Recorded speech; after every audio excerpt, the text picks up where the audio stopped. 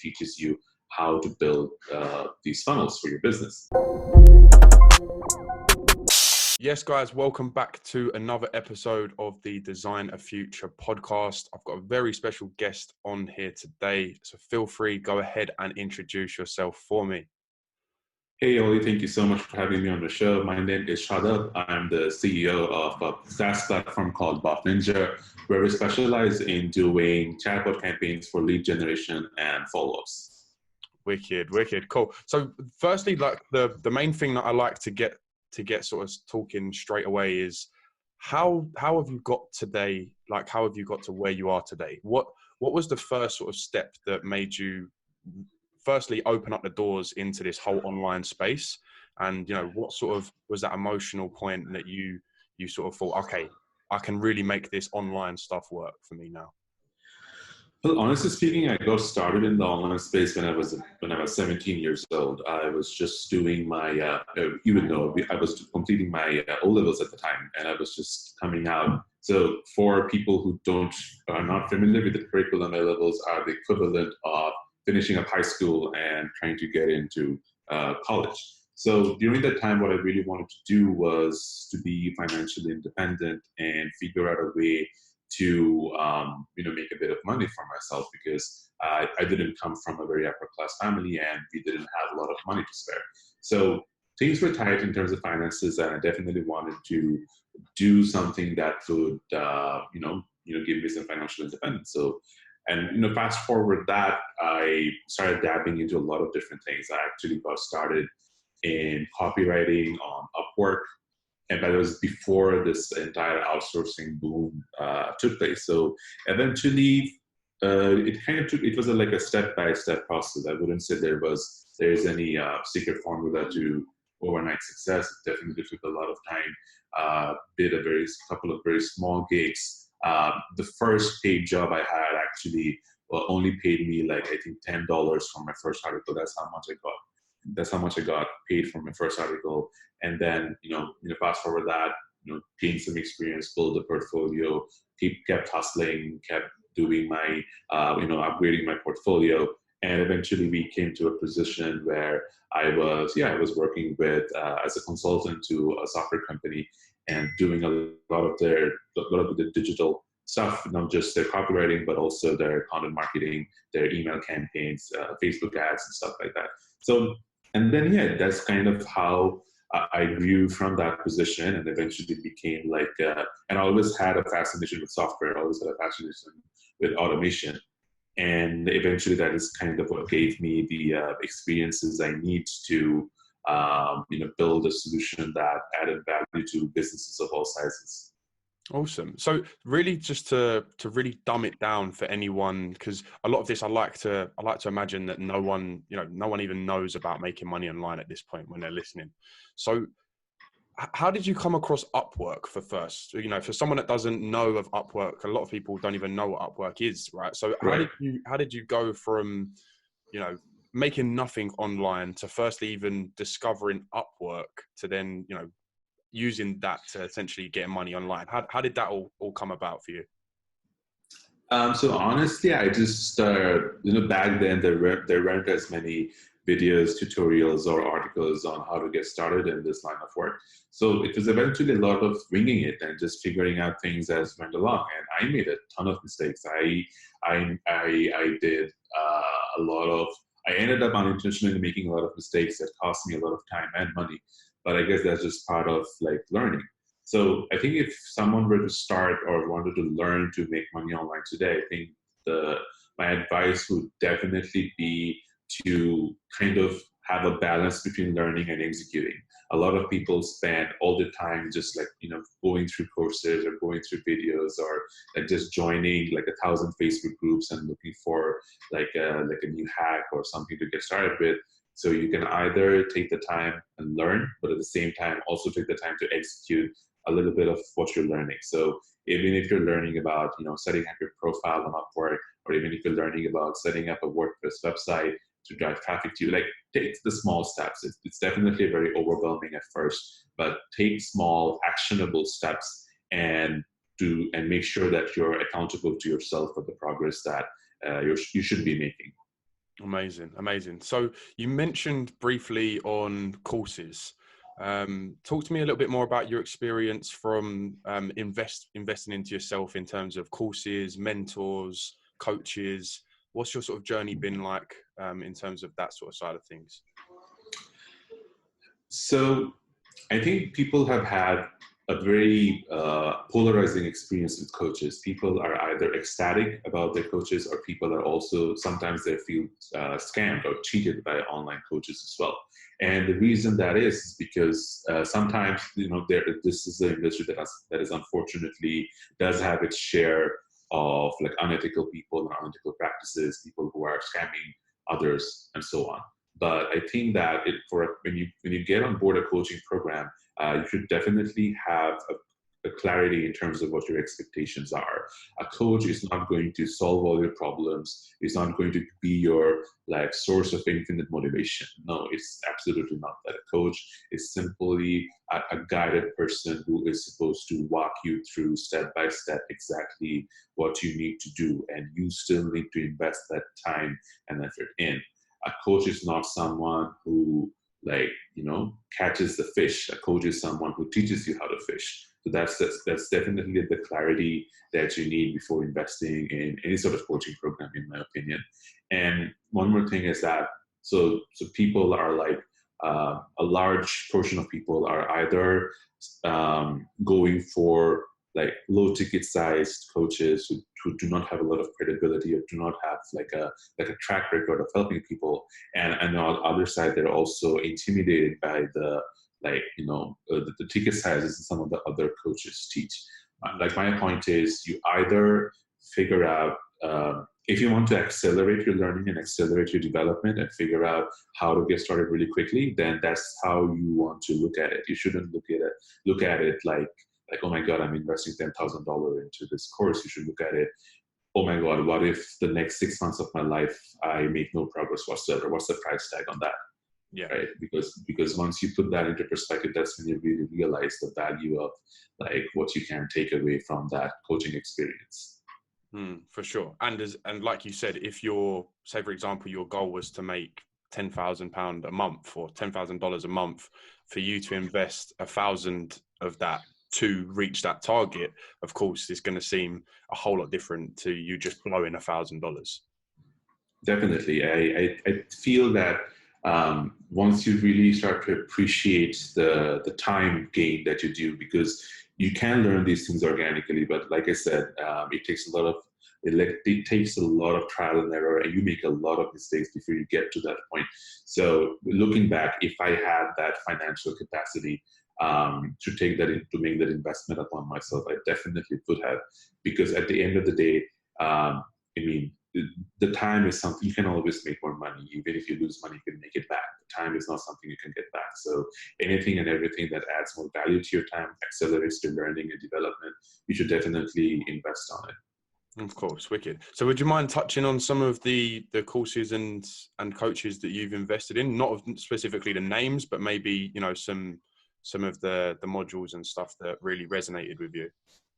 Cool. So I think to make money online, you need to look at the fundamental components to any sort of business. I wouldn't say it's make money online, because even when you're trying to do that, you're basically trying to build a business. So I think the first components to any given business is learning how to do solid research.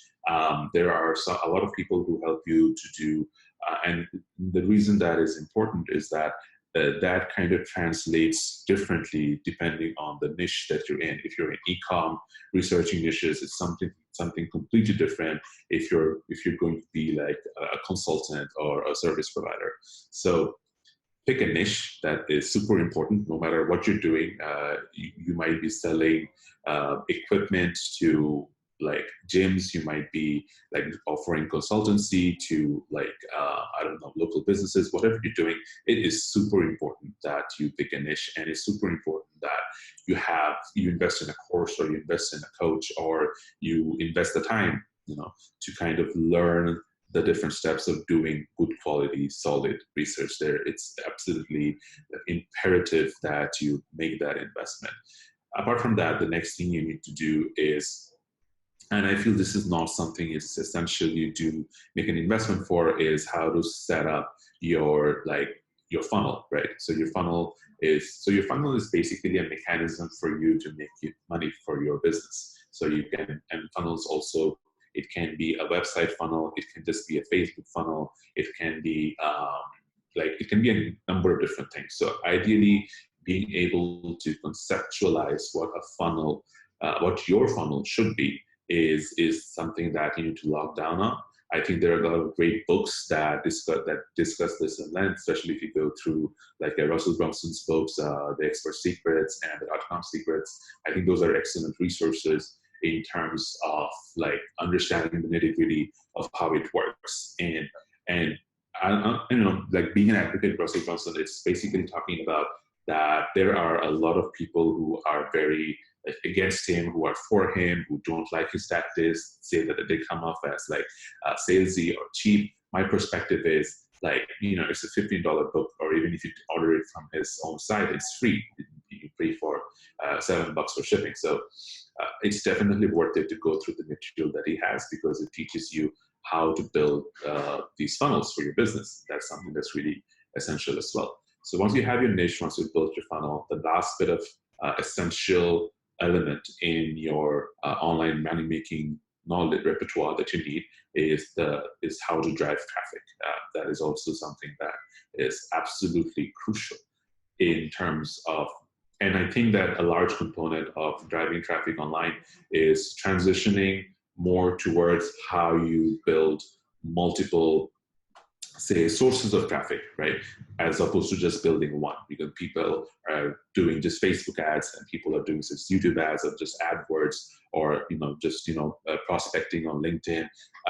Those are all great combinations, right? And at the end of the day, it's a great mechanism for starting out. And what you see is that a lot of people who do make money online, they have like this very steep curve, because one, they're making $0, and then suddenly they're making like $200-300 a day, and they feel great about it. But the real challenge is that you're not going to be happy at like $100 a day. You want to scale beyond that, and the challenge of when you want to scale beyond that is really about being able to scale your ads across not just one platform, but multiple platforms, and also being able to do your remarketing, do your follow-ups really, really well, because it's just going to get more and more expensive to acquire a customer for anything, irrespective of your niche. The only constant are rising acquisition costs. It's going to get more expensive. So pay traffic, understand how it works, understand how it works in your niche and how you optimize it. It's also, I would feel,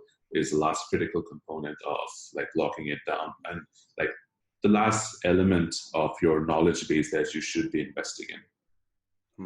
Amazing. So just to sum that up as well, like you're not selling like a product at this moment in time, you're selling your skill set. At this point in time, like myself, mm-hmm. So we are selling what we like to call is a hybrid of both of these things. So we do have our own software platform what the area where we help is the follow-up component of like any campaign. So the way it works is that, so the reason why we are focusing on this niche is that for any conversion to actually happen, a typical customer in any given niche has to go through 15 to 20 touch points. So what that means is, and a lot of people can relate to this, is that the first time you see an ad on any platform from anyone for any product, you ignore it. The second time, you just probably you acknowledge that you saw it somewhere, and then you forget it. A third time is when you even actually acknowledge that it's there, there's an ad, it's something new. You maybe read the headline and that's it. So there's actually a lot of research that's done that shows that it takes a customer actually 10 to 12 views to actually read your content, read your material, and learn about your offer. And it can take anywhere from 15 to 20 times for them to get a recommendation, be convinced, and actually check out your offer and buy from you. So what we really focus on like looking at that entire 15-step process and see, okay, fine, how can we make it better? How can we make it cheaper? How can we make it faster? And that's where we see that like a lot of people who are just starting out, irrespective of different niches, is that they do not emphasize enough on follow-ups. They do not emphasize enough on like getting the customer into the funnel. They spend a lot of time, resources, getting someone in their funnel, capturing the email address, and then once they drop out, they just kind of let that go. And sure, so what we really do is make sure that, okay, fine, once someone's in your funnel, it's really imperative that you not just follow up with them, but follow up with them on multiple touch points, because there's plenty of campaigns and research that has shown that if you can deliver that omni-channel, by omni-channel I mean if you can hit them on multiple platforms, your offers and campaigns will be converting anywhere from like 35 to 55% better. So it's really critical that and if you can get the right touch points, so which is why we have this unique combination of Messenger, SMS, and email, where you can kind of track, okay, fine, this person checked out your web page but didn't order yet. So then you can, okay, fine, I'm gonna hit this person with an SMS a day later. I'm gonna hit this person with like a voice message a day later, and then I'm gonna hit that person with like an email a day later. And so you can kind of track that entire journey and make sure that the conversions come in consistently, and it's a predictable framework for improving conversions. Nice. And is that sort of the same process and the same structure you implement for everyone with the clients now? It definitely depends on the niche and definitely depends on the offer, but the framework, like I said, is a lot similar. So we deal with the clients who work with auto dealerships, and the way they usually do it is that, okay, fine, they generate a lead, they throw these leads into a spreadsheet or like their client's CRM, depending on the size of the client, and that's the end of the process right there. So our value to, say, people who are trying to make money online, businesses, consultants, and agency owners, is that, okay, fine, how about, as opposed to just being the agency that generates leads, you could also be the agency that follows up with those leads and tries to make sure they actually show up at your customer's doorstep. Because a large problem in this line of work is that people, even if someone signs up a form, or even if they sign up for an offer, they're more than likely to not show up. Only 10% of leads generated online actually show up to a business. It's a very big problem actually at the end of the day, because you might be excited about generating 100 leads and you have fantastic like ROI for the client, but at the end of the day, only say 1/10 of those leads show up. So your client isn't as excited about it as you are. Yeah. So a large component of that is, and a large reason why that happens is clients don't have the time, they don't have the resources, or they don't care enough to follow up with the leads that you get for them. And that's where like a solution like this really helps agency owners add more value to their service and to the effectiveness of the campaigns that they run. And it's something that's something from a local business perspective, but it can easily be translated to any business where the follow-ups are just critical. Like whether you're selling something on Amazon or whether you're selling like a coaching program, it's just super, super important. And it's something that it's not so sexy, but which is why it doesn't get as much attention, but it's definitely something that needs a lot of care and testing to get it right. Nice, wicked. So with that being said, talk to me a little bit more about like your early experiences and maybe some of your your failures, if you like, where you have, for example, generated a business, let's say 100 leads, and they don't actually do anything with them, or you've got them coming to you saying, look, you've got us 100 leads, but we've got nothing out of it. How do you take that from a negative to a positive, and how have you put systems in place to really make that a success?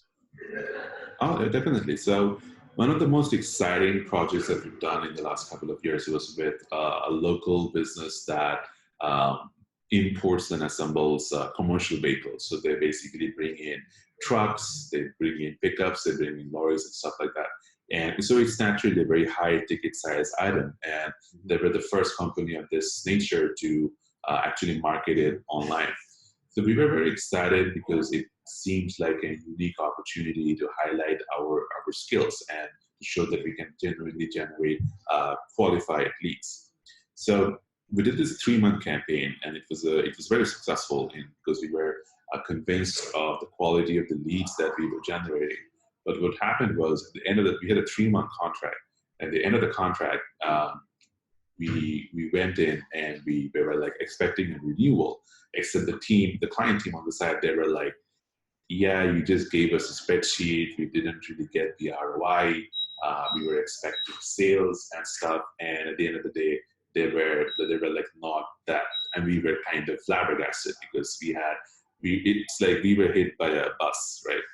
because there was a complete mismatch on what was happening. We were on two completely different pages. So, and although we had everything set up, we had an email going out every time a lead was coming in. They were notified of that. We followed up with them, but at the end of the day, they just simply did not follow up with the leads that we generated. Mm-hmm. So, through like a bunch of hardcore negotiation, we basically negotiated another 3-month contract. Except during this time, we secured an additional budget to actually follow up with the leads that we generated themselves. So what we realized is that our client was set up to handle leads or customers that showed up to their showrooms, right, and actually talked to a salesperson. They were not used to the entire concept of like calling someone, asking them to come over to the showroom and handle that entire that step of their customer journey. And so we took responsibility for that. So we just assigned a couple of additional resources to make sure, and it just took at max 2 phone calls. An additional, on average, it took us 1 to 2 phone calls to just get someone, we phone calls to basically tell them about what we were doing and make sure that they knew the address and make sure that they would show up. And that added like personal value of, a business or a brand reaching out to your phone call and making sure that like you knew where their store was. But it just had an immediate like human contact. They were no longer just like a business or a Facebook page. It was actually a human connection as far as the customers were concerned.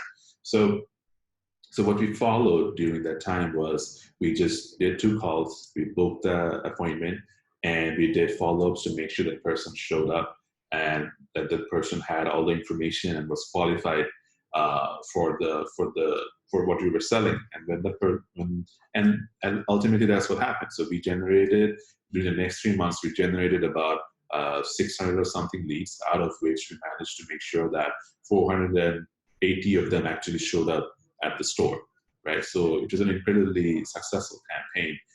And at the end of the day, 3 months later, the clients were like, okay, fine, we realized what we were doing wrong.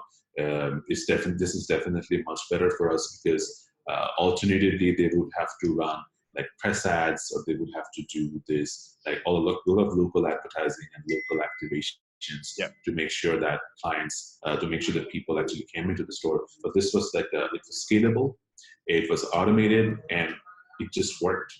And that's ultimately something that that was a successful case study for both of us. Amazing, cool. So talk to me, just because obviously we've spoken a lot about automations and stuff like that. So talk to me a little bit more about apps and softwares that you use on a daily basis that maybe some people wouldn't know about. Okay. I think that the biggest, I use ClickFunnels. I use ClickFunnels for my own for my own campaigns. I use it a lot. I also use something called, here, I just forgot the exact name. It's quite of a mouthful. So,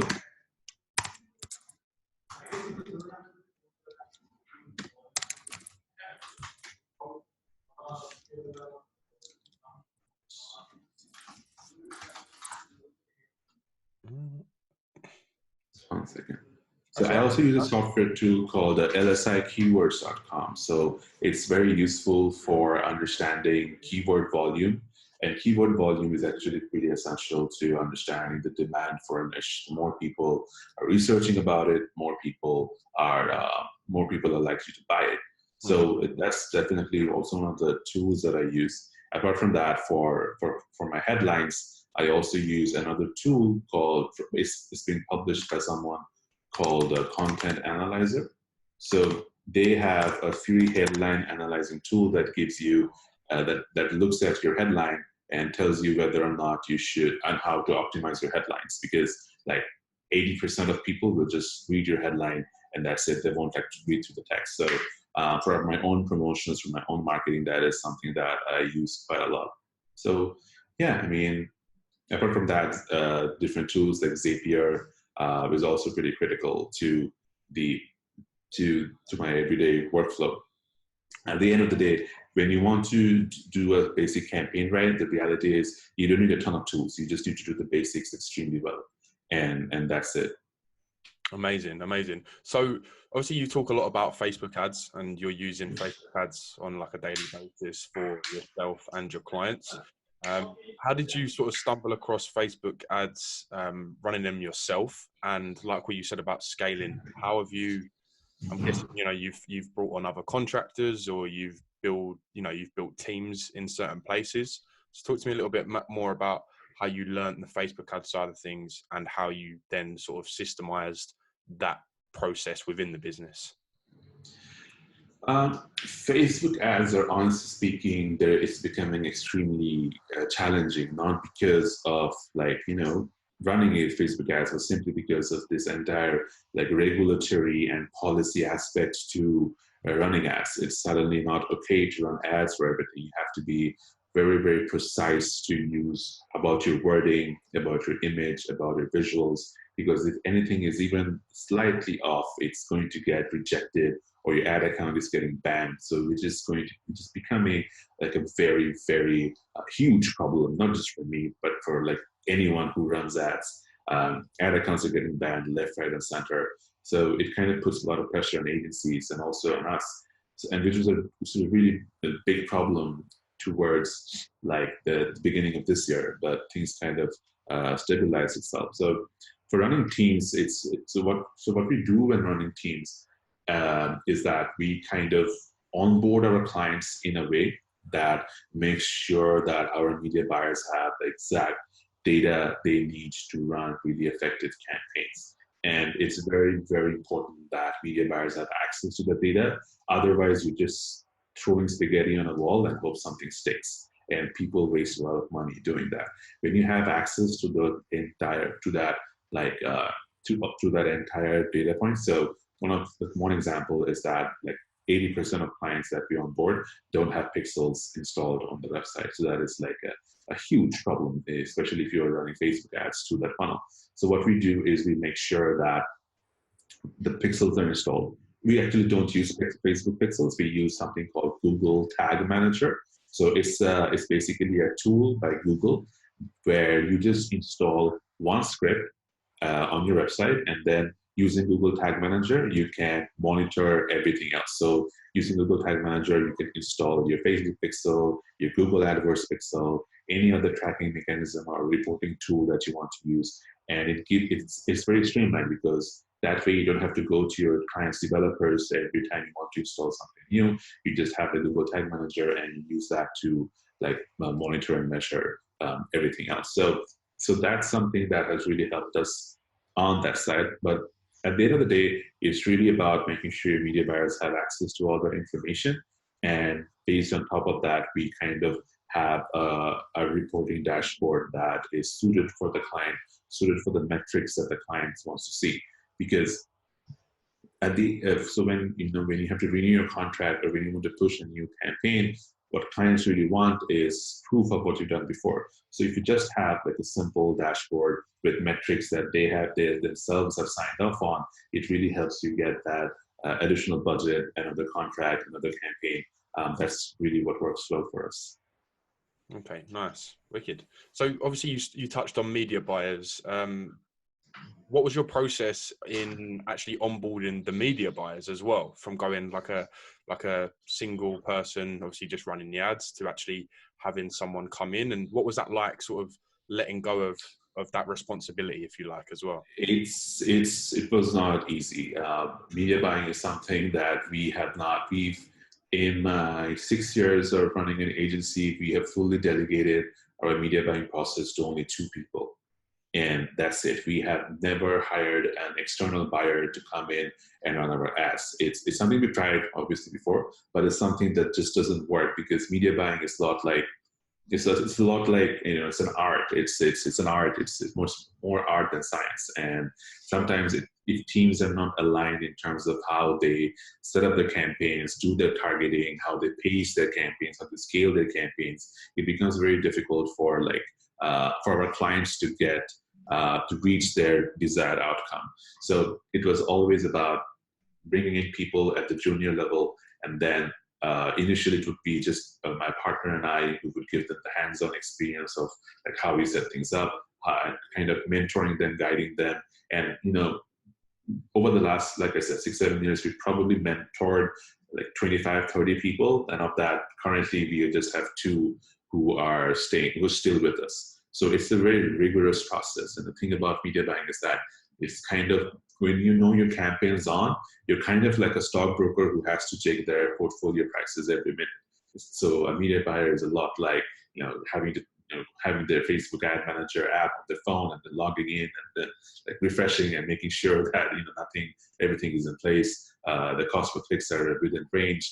Nothing is, you know, going haywire, and the campaign is on schedule. So yeah, I mean, it's a very time-intensive process. It's definitely not something that at least we have not been able to say, I don't know, delegate it completely in a hands-off way. So, sorry, did you mention that you have people in-house doing that? Yeah. Okay. So, like I said, so the agency portion of our business has our media buyers and stuff like that. But our software side of the business, we do some of it in-house. We also outsource a lot of it to external third parties. Nice, cool, wicked.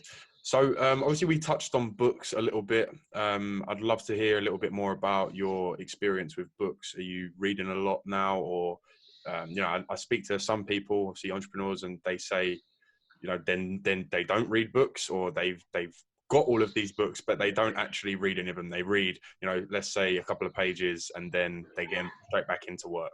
So talk to me a little bit more about I'd like to hear a little bit more about your sort of like morning routine as well, and does that tie into anything with it?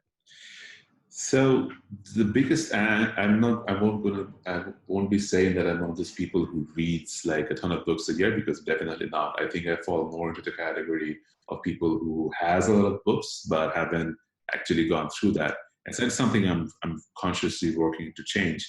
And I think an important part of that is that you have like a diverse set of books, as opposed to just having just business books, because that gets really monotonous and boring and kind of limits your perspective. So at any given point in time, I try to make sure that I have so there are 3 types of content that I consume. I consume business content, I consume like historical, biographical content, or like content that's on a completely different subject matter. And then I also consume like a lot of, say, you could say that motivational content, or about content about people that, you know, who I look up to or who inspire me and stuff like that. So at any given, for right now, I just finished reading A Bad Blood, which is a book on Theranos, which was like a Silicon Valley startup a couple of years back that did this whole like investment scam and like made a lot of people lose a lot of money. So that was like, so while I was reading that book, I was also rigorously going through the Copywriting Secrets by Jim Edwards, which is basically like a copywriting audiobook. So, and at the same time, I was also going through like this documentary series on physics, right? So what I've seen is that if I try to like mix them, so, and you know, once I finish that, it's going to be a different set. The next book that I'm going to be reading is a book on psychology and psychoanalysis by Jim. I actually forgot the name, but it's a book on psychoanalysis. And then the next audiobook I'm going to be reading is probably going to be on something different than business. And maybe the next podcast I'll be subscribing to is going to be on business or financial investing, or like any of these topics really. So I've just mix and match with the format of content. and then I alternate between what I'm consuming, and that this way I feel myself more engaged and more open to the content matter of whatever I'm going through. And that helps, and that helps build that discipline to actually, go through the content and keep investing in yourself continuously. Sure, wicked. And talk to me a little bit more about your morning routine. Or do you have a morning routine? So my morning routine is a lot. I get up and I try to meditate for like 10 or 15 minutes. I guess that is the only notable thing that I do in my morning routine. I usually try to work out at night. I usually try to go swimming at night. So all my exercise-related tasks are actually more towards the end of the day, as opposed to the beginning. So yeah, I think I just try to squeeze in 10, 15 minutes to meditate, to get my, to get my day planned out and make sure that I'm prepared for everything that I'm supposed to be doing. Okay, wicked, cool. So we touched briefly on, like the apps and software that you use. Is there any apps and software that you use in terms of like your daily to-dos, or, keeping yourself motivated throughout the day as well? In terms of like, Trello, anything like that?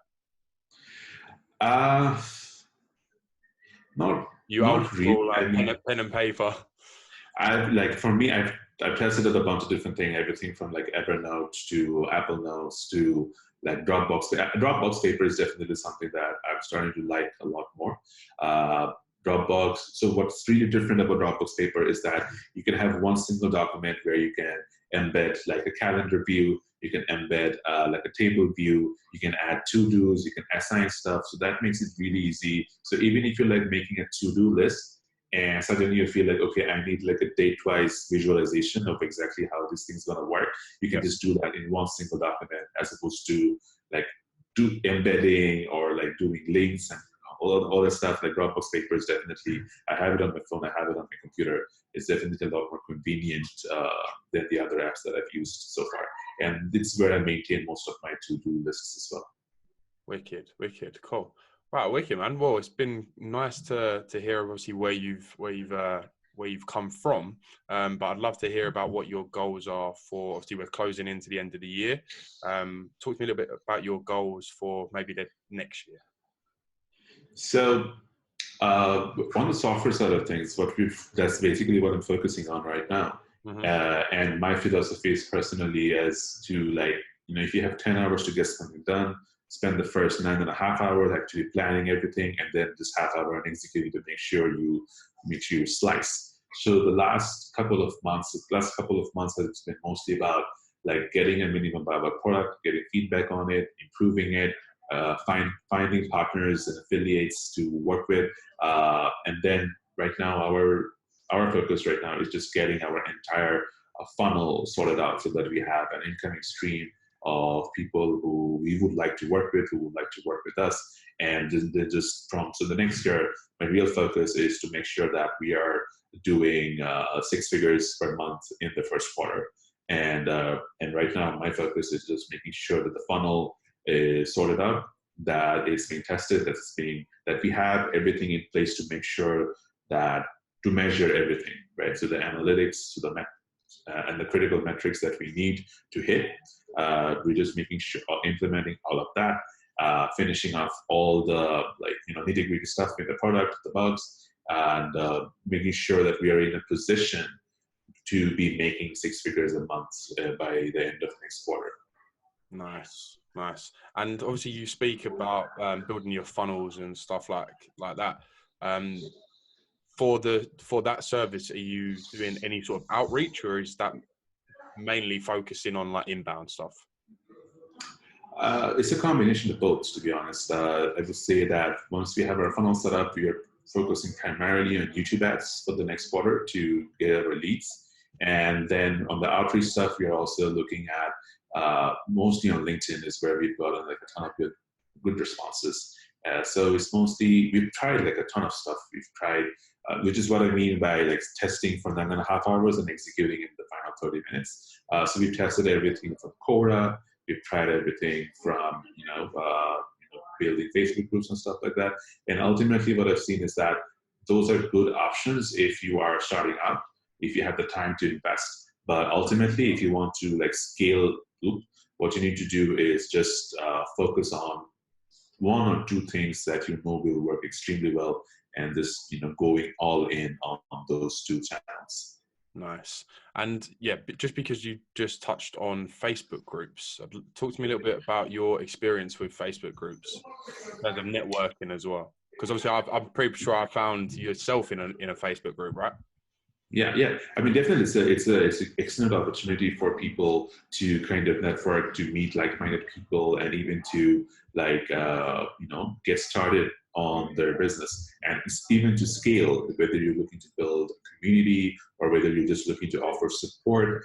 But I think that the Facebook groups are going through that like overly saturated phase where people are looking more at I don't know, just pitching a product and not offering genuine value. Standing out in the clutter is definitely difficult, but not impossible. I think it's mostly about if I were to get a ton of value from Facebook groups, I would basically look at what, for example, Neil Patel, or for example, what Brian Dean, they do with their blog posts. I would just look at how they add value.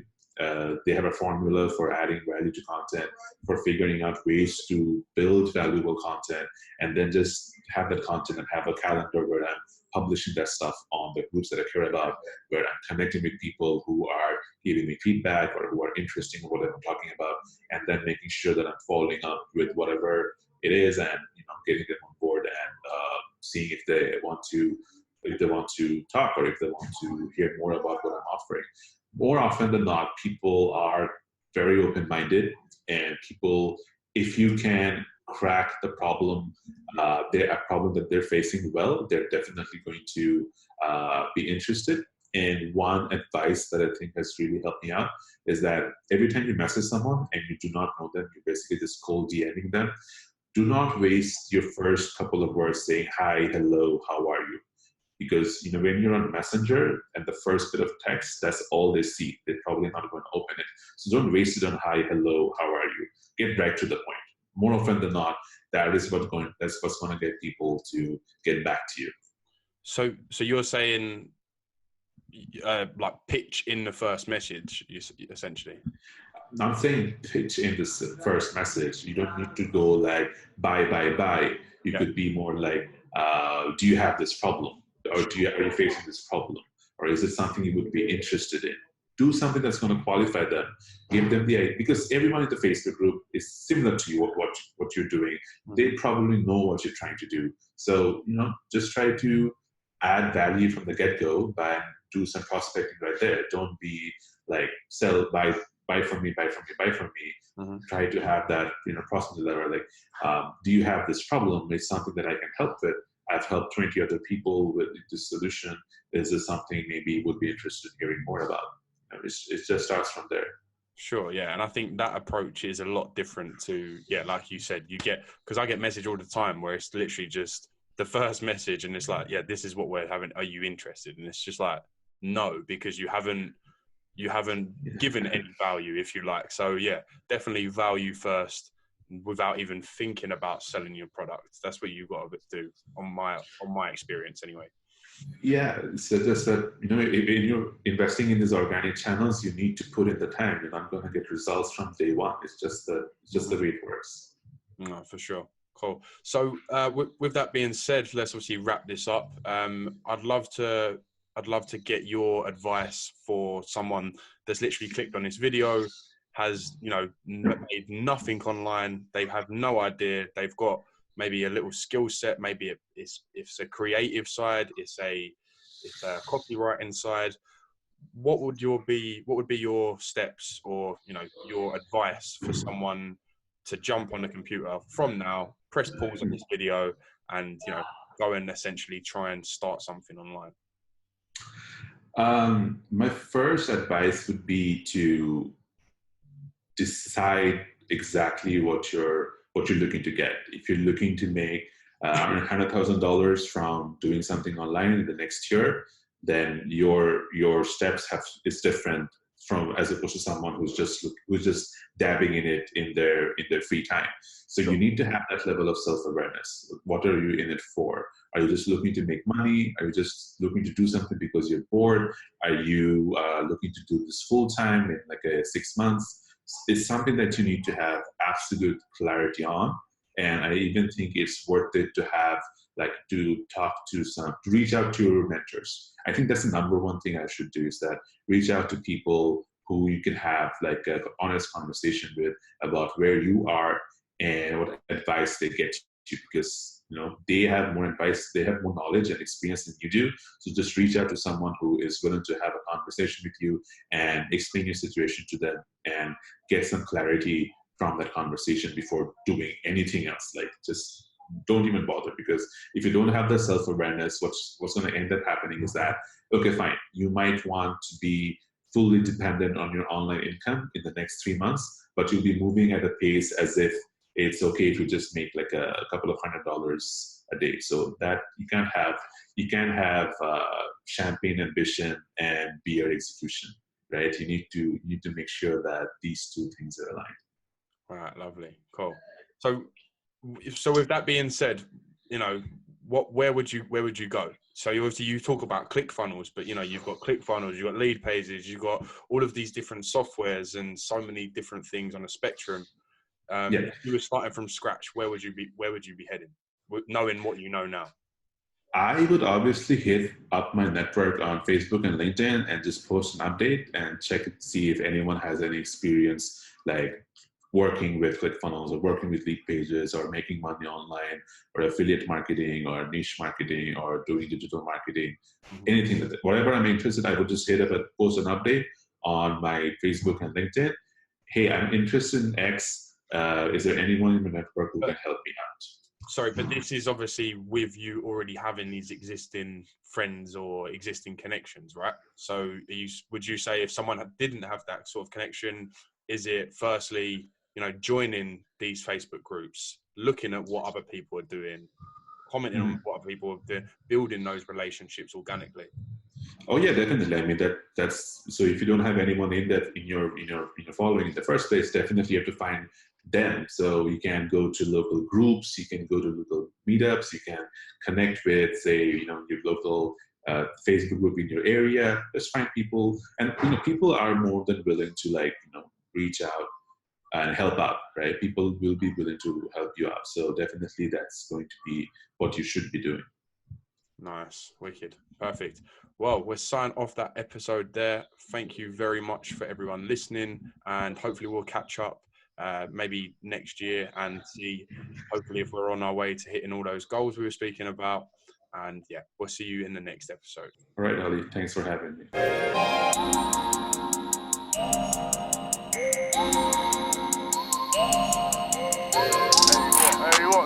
Hollywood 6.